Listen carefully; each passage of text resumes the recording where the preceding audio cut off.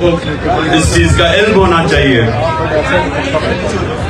کہ اللہ روزے سے پہلے کھولنے سے پہلے ہماری دعا کی قبولیت سب سے زیادہ ہوتی ہے، اس کی ہم دعا کریں گے۔ اچھا آپ سنیں، پہلے تو نجم آپ کی جو آپ نے نعت پڑھی، آپ کا ہم سب شکریہ ادا کرتے ہیں۔ دوسری چیز، میں نے بات کرنے سے پہلے مجھے ذرا بتاتے جائیں کہ کدھر کدھر سے ہمارے لوگ ہیں۔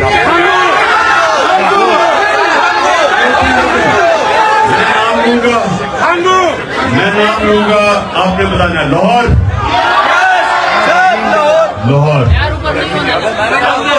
رحیم یار خان،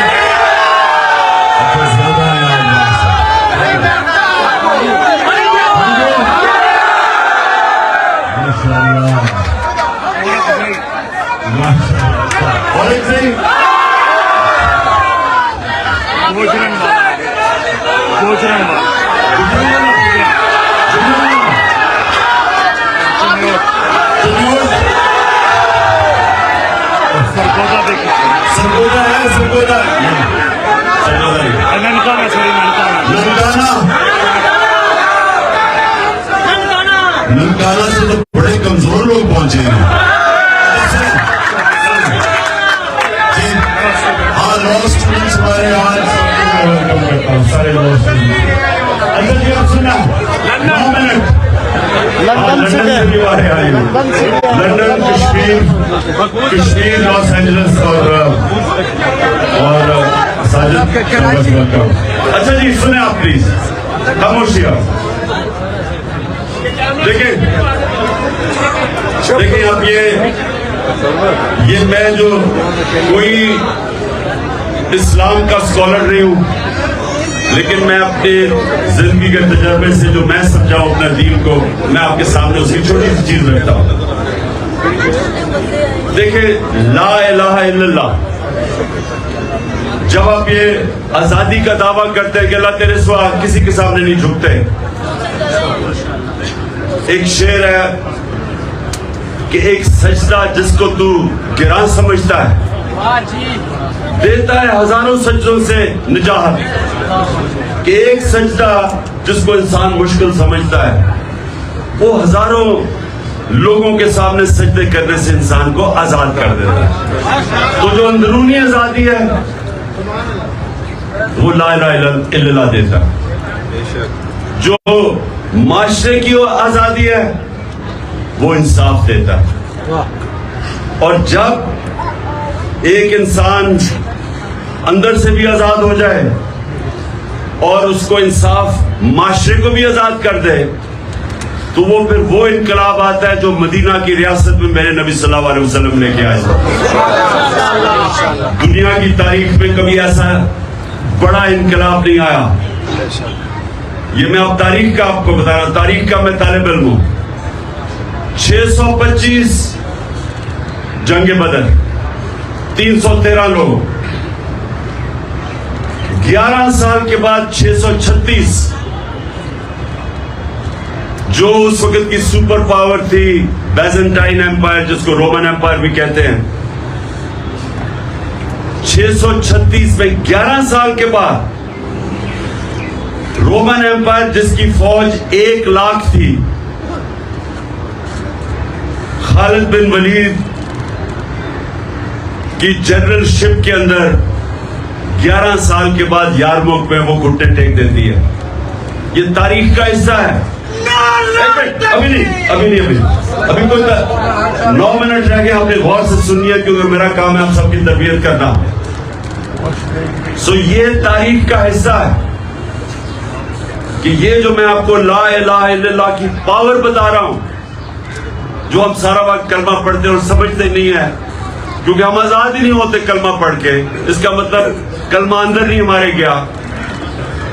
یہ تاریخ کا حصہ ہے کہ 313 تھے صرف جنگ بدر میں، اور 11 سال کے بعد 636 رومن ایمپائر قدسیہ کے اندر خالد بن ولید کی لیڈرشپ کے اندر جنگ ہار جاتا ہے۔ 1 لاکھ ان کی فوج تھی، اور اس سے اگلے سال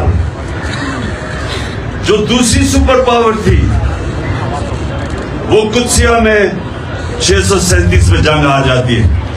2 سپر پاورز 12 سال کے اندر مسلمانوں کے سامنے گھٹنے ٹیک دیتی. یہ ہے پاور لا الہ الا اللہ. کیونکہ وہ جو عرب جن کی کوئی حیثیت نہیں تھی, ان کو نبی صلی اللہ علیہ وسلم جو دنیا کی تاریخ کے سب سے عظیم لیڈر, نہ کوئی آیا نہ آ سکتا ہے, انہوں نے ان لوگوں کو آزاد کیا, معاشرے کو آزاد کیا, عدل اور انصاف دے کے. جب انصاف ہوتا ہے تو انسان برابر ہو جاتے ہیں. یعنی جب ایک کمزور آدمی کو انصاف کا نظام اس کی حفاظت کرتا ہے طاقتور کے مقابلے میں, وہ آزاد ہو جاتا ہے. اور آزاد لوگ ہی اپنی آزادی کے لیے کھڑے ہوتے ہیں. غلام لوگ آزادی کی جنگ نہیں لڑتے. جو افغانستان اور یہ جو اوپر ہمارا قبائلی علاقہ, یہ سارا جو علاقہ تھا, جو بھی فتح کرنے آتا تھا ہندوستان, وہ جب افغانستان سے نکلتا تھا اور یہ جو ہمارا قبائلی علاقے سے نکلتا تھا, جدھر آپ یہاں ہنگو وغیرہ کے لوگ بیٹھے ہوئے, خیبر, ادھر سے جب نکلتا تھا تو وہ سیدھا جاتا تھا دلی پانی پت میں. ایک جنگ ہوتی تھی, بیچ میں کوئی لڑتا نہیں تھا, ان کو کوئی روکتا نہیں تھا, اور جو جنگ جیتتا تھا اس کا وہ حکمران بن جاتا تھا. اور افغانستان 3 سپر پاورز اس کو فتح نہیں کر سکی. کیا وجہ ہے؟ کیونکہ ان کا جو نظام ہے, ادھر لوگ آزاد ہیں, جس کو فیوڈل سسٹم کہتے ہیں. فیوڈل سسٹم کے اوپر جو طاقتور بیٹھا ہوا ہے, اس کے نیچے لوگ غلامی کرتے ہیں. تو ہندوستان میں کیوں نہیں کوئی لڑتا تھا؟ کیونکہ وہ پہلے غلام تھے. کیوں قبائلی علاقے میں 80 سال انگریز کے خلاف کیوں لڑتے رہے وہ؟ کیونکہ وہ آزاد لوگ تھے. آزاد لوگ اپنی آزادی کے لیے لڑتے. افغانستان میں کیوں کسی سپر پاور کی غلامی نہیں قبول کی؟ کیونکہ لوگ آزاد ہیں. تو ہمارا اس وقت پاکستان میں جو جنگ ہے وہ آزادی کی ہے, حقیقی آزادی کی. آزادی آتی ہے انصاف سے. جب کیوں قبائلی علاقے کے اندر اور افغانستان میں کیوں لوگ آزاد تھے؟ کیونکہ ان کا جو جرگہ سسٹم تھا وہ لوگوں کو انصاف دیتا تھا. جو ایک جرگہ جس کو لا میں جو جوری سسٹم تھا, جوری سسٹم کے اندر جوری سسٹم یہ ہوتا تھا کہ طاقتور کمزور کو سامنے بٹھاتے تھے اور انصاف ہو جاتا تھا. لوگ آزاد تھے. یہاں جو چودھری تھا وہ قانون سے اوپر, جو بیچارہ نیچے, اس کو انصاف نہیں ملتا. لوگ غلام تھے. تو یہ جو ہماری ابھی جنگ ہے وہ آزادی کی ہے. ہم نے انصاف لینا ہے. یہ جو حقیقی آزادی ہے یہ آزادی کی جنگ ہے, اور اس کے لیے ساری قوم کو تیار ہونا چاہیے. کیونکہ آپ کے سامنے چوروں کے ٹولوں کو اوپر بٹھا دیا ہے سہولت کاروں نے, اور وہ ہم سب کو سمجھتے ہیں کہ اب ہم ان کی غلامی کریں گے. اور جو بھی, اور پھر یہ میرے گھر پہ حملہ, پولیس, FIR, ابھی علی مین کو انہوں نے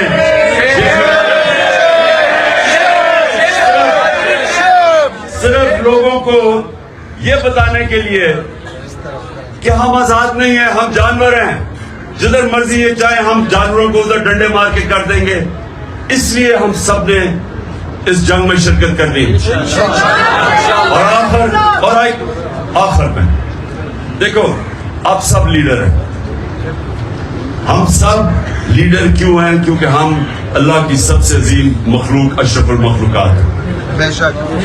ہمیں سمجھ نہیں آتی کہ اللہ نے ہمیں کتنی صلاحیتیں دی. جب اس نے, اللہ نے فرشتوں کو کہا کہ انسان کے سامنے جھکو, اور ابلیس نے کہا کہ یہ تو میں آگ کا ہوں اور یہ مٹی کا ہے, تو اللہ نے فرشتوں کو کہا کہ تمہیں بھی نہیں پتا کہ میں نے کتنی انسان کو صلاحیت دی. ہمیں انسانوں کو بھی نہیں پتا ہمارے پہ کتنی اللہ نے کتنی نعمتیں بخشی، کیونکہ ہم اب اپنی صلاحیتوں کو آزماتے ہی نہیں ہیں۔ سب سے بڑا رکاوٹ اپنی صلاحیتوں کے پر پہنچنے کے لیے وہ ہے خوف۔ یہ جو لا الہ الا اللہ ہے، سب سے بڑا جو بت یہ توڑتا ہے وہ خوف کا بت ہے۔ قرآن کی آیت ہے، جو لوگ ایمان لے آئے میں ان کے خوف دور کر دیتا ہوں، کیونکہ خوف رکاوٹ ہے انسان کی آزادی میں۔ یزید کے خوف کی وجہ سے کوفہ کے لوگوں نے حضرت امام حسین کی مدد نہیں کی۔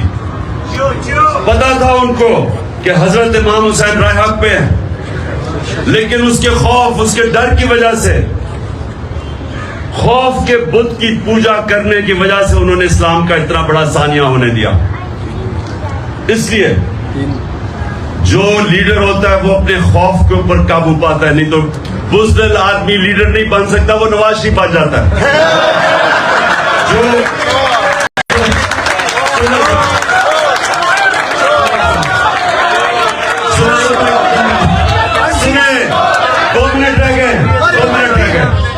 دو منٹ رہ گئے، یہ سنیں میری بات۔ جو لا الہ الا اللہ نا، سب سے امپورٹنٹ چیز وہ انسان کو غیرت دیتا ہے، اور غیرت انسانوں کے اندر فرق ہے، ایک بے غیرت ہوتا ہے، ایک غیرت مند ہوتا ہے۔ جو غیرت مند لیڈر ہوتا ہے غیرت مند ہے، مسلمان ہی ہوتا ہے غیرت مند، کیونکہ جب آپ دعویٰ کرتے تھے کہ اللہ میں کسی کے سامنے نہیں جھکتا، یا خوف کا بت ہو یا پیسہ ہو، تو آپ غیرت مند انسان کی معاشرے میں عزت بڑھ جاتی ہے۔ کبھی بھی اربوں پتی بھی ہو، بے غیرت ہو، کوئی اس کی عزت نہیں کرتا۔ اس لیے سنیں، یہ یاد رکھنا کہ لا الہ الا اللہ اور غیرت ایک ہی چیز ہے، اور جو آپ میں سے لیڈر بنیں گے یہ یاد رکھنا کہ خوف کے بت کو توڑنا، اور دوسری جو سب سے امپورٹنٹ چیز ہے کہ میرے نبی صلی اللہ علیہ وسلم کی نبوت سے پہلے 2 صفتیں تھی، صادق اور امین۔ لیڈر سچا ہوتا ہے اور انصاف کرنے والا، امانتدار ہوتا ہے۔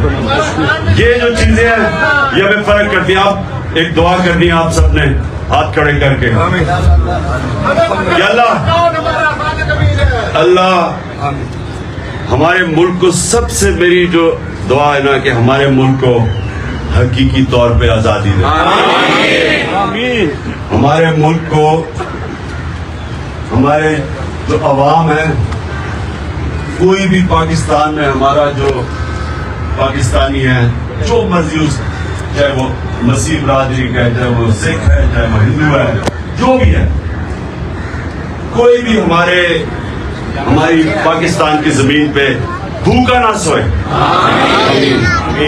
اور ہمارا وہ ملک بنے جو کہ ایک بڑا عظیم ذہن تھا علامہ اقبال، اور عظیم لیڈر تھا جس قائد اعظم جنہوں نے جدوجہد کی، وہ ملک بنے جو دنیا میں جدھر پاکستان ہرا پاسپورٹ لے کے جائے دنیا اس کی عزت کرے، اور آخر میں ہمارا وہ ملک بنے جو باہر سے لوگ پاکستان میں نوکریاں ڈھونڈنے آئے۔